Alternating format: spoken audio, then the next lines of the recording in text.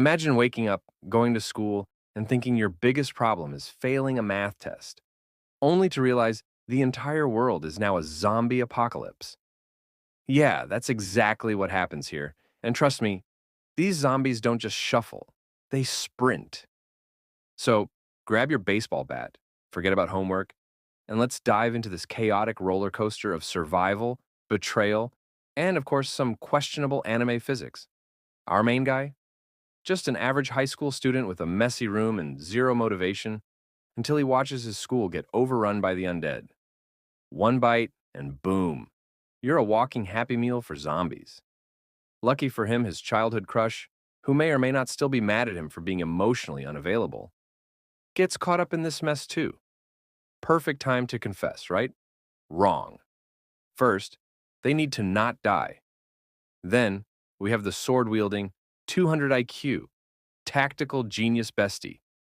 If life were a video game, she'd be playing on nightmare difficulty with a blindfold.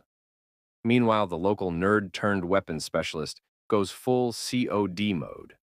Turns out anime gun laws don't exist. This dude builds a sniper out of school supplies. Respect. Survival tip number 1, stick together. Survival tip number 2, never run in a straight line. Survival tip number 3, when your school turns into an all-you-can-eat zombie buffet, get out. Our squad makes a break for it, dodging undead teachers, overly aggressive lunch ladies, and that one dude who always skipped gym class, but now somehow runs faster than Usain Bolt. But just as they're about to reach safety, boom! Plot twist. Their way out is blocked, and the only way forward is through the worst thing imaginable. The teacher's lounge.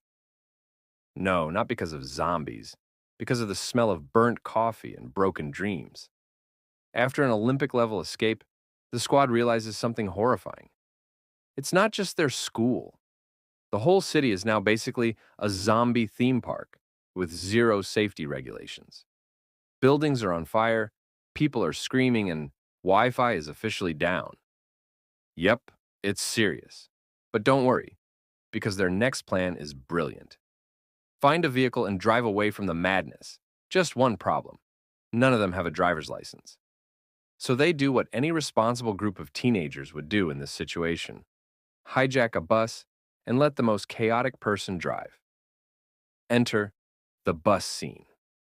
If Tokyo Drift had a zombie mode, this would be it. There are explosions, near-death experiences, and at one point, they use physics-defying anime logic to dodge a zombie horde in the most questionable way possible. Let's just say it involves some serious slow motion and plot-enhanced movement. After the Fast and Furious Zombie Edition sequence, they crash at one of the squad members' houses. And listen, this isn't just any house. This is a billionaire-level mansion with a private security system, 5-star buffet, and a bathtub bigger than my future.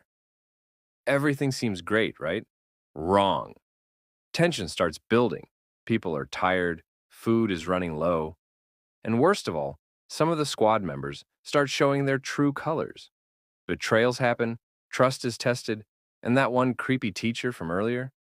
Yeah, he's back, and let's just say he's a bigger problem than the zombies. Meanwhile, the anime conveniently remembers to add some emotional depth. Our main guy has a breakdown. Best girl shows a softer side, and the nerdy dude finally gets some respect.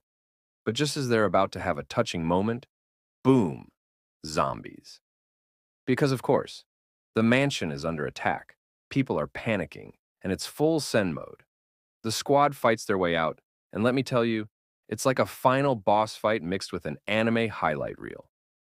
Sword skills on point. Gun action, peak.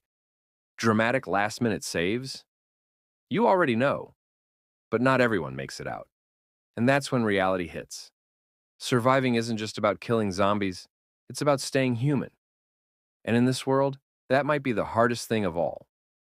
Just when they think they've seen it all, they find a hidden broadcast, a distress signal from survivors. Hope? Maybe? Trap? Probably. But what choice do they have? They set out, fully armed and ready to take on whatever's next. The road is brutal.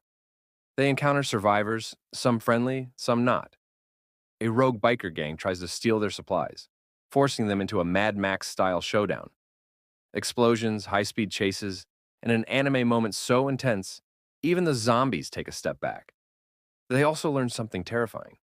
The zombies are evolving. Some are faster, some are smarter, and some, well, let's just say they don't go down with just one hit anymore. The squad realizes they're not just fighting to escape.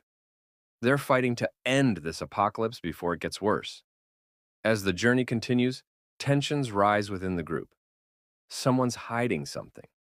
Supplies go missing, and that one survivor they picked up, yeah, they might not be as survivory as they claim. Cue the paranoia. People start accusing each other, fights break out, and just when it seems like things are calming down, boom! Betrayal. Someone sells them out, and now they're surrounded. Zombies on one side, and untrustworthy survivors on the other. It's a lose-lose situation, until Best Girl pulls off an insane escape plan involving a zipline, a grenade, and some anime-level acrobatics. Turns out, the zombies aren't the scariest thing out there. Other survivors, especially the ones with weapons and zero morals, are way worse. After barely escaping the last ambush, the squad realizes they need to be smarter.